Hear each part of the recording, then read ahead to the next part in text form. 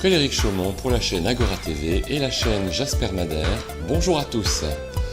Voici les différents titres qui seront abordés sur cette vidéo.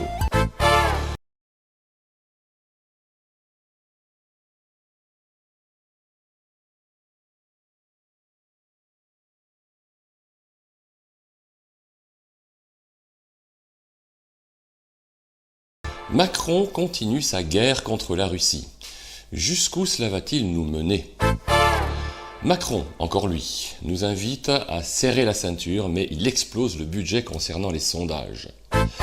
Monkeypox, le retour.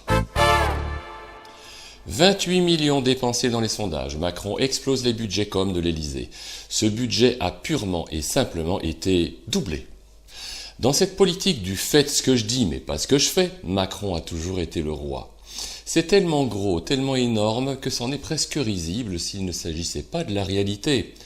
Dans son discours de fin d'année, qui est à la limite du supportable, Jupiter annonce avec solennité comment la France a apporté la voie du droit et de la liberté pour soutenir l'Ukraine.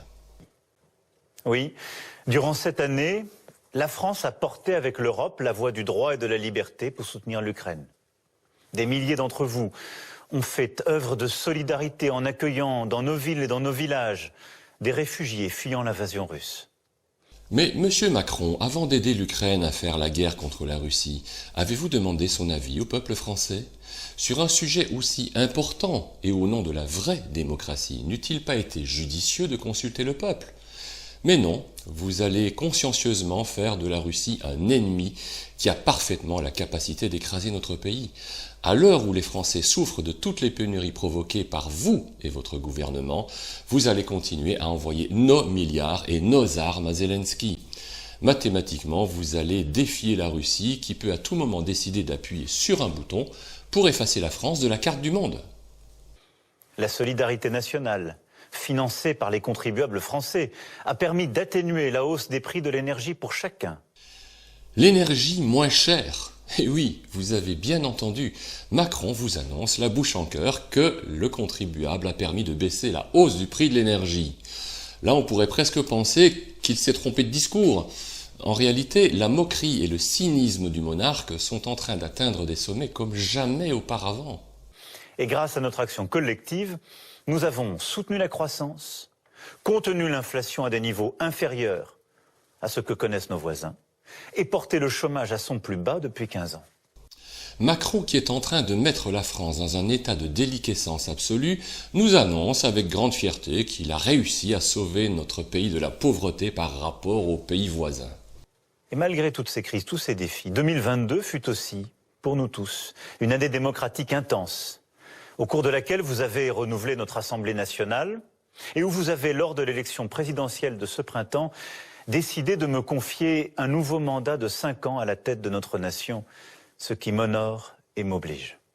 Une victoire pour la démocratie, avec le passage en force de la réforme des retraites et l'utilisation à 10 reprises de l'article 49.3.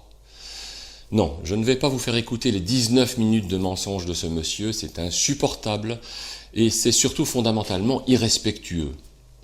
La France va mal, Macron nous explique à quel point elle va bien grâce à lui. Un tel aplomb, un tel culot, c'est du jamais vu dans l'histoire de la Ve République. Encore un petit scandale avant de clore le sujet Macron.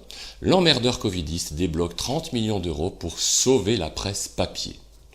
En pleine crise de l'hôpital et au moment où les citoyens français font face à une inflation record, le gouvernement annonce une aide de 30 millions d'euros destinée aux éditeurs de presse les plus touchés par l'augmentation de certains de ses coûts de production. Une fois de plus, il vient aider les milliardaires.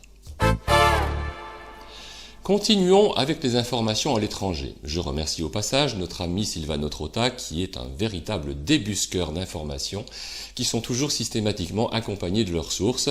Merci à toi Silvano.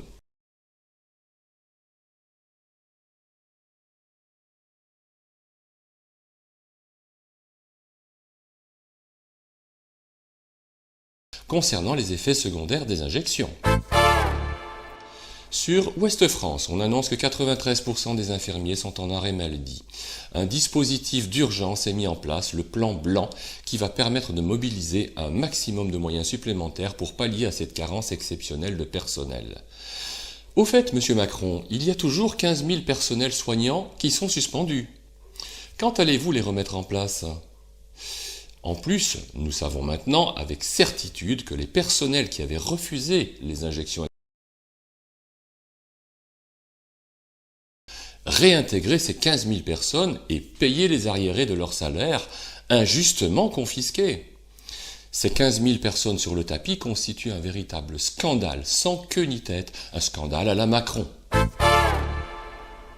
États-Unis, plus d'un quart des personnes sont convaincues que des personnes de leur proche entourage est décédée. Nous constatons maintenant que nous avions raison une fois de plus, et de plus en plus de gens qui ouvrent les yeux se rallient à nos conclusions. Les traitements naturels qui fonctionnent sont toujours considérés comme vénéneux, l'ivermectine est toujours interdite de prescription.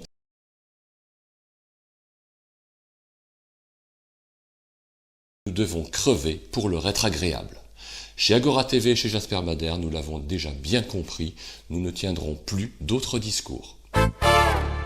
Monkeypox. L'OMS s'attend à une variante dangereuse du virus dans 3 ans. L'Organisation mondiale de la santé utilise une technologie très avancée que l'on appelle boule de cristal.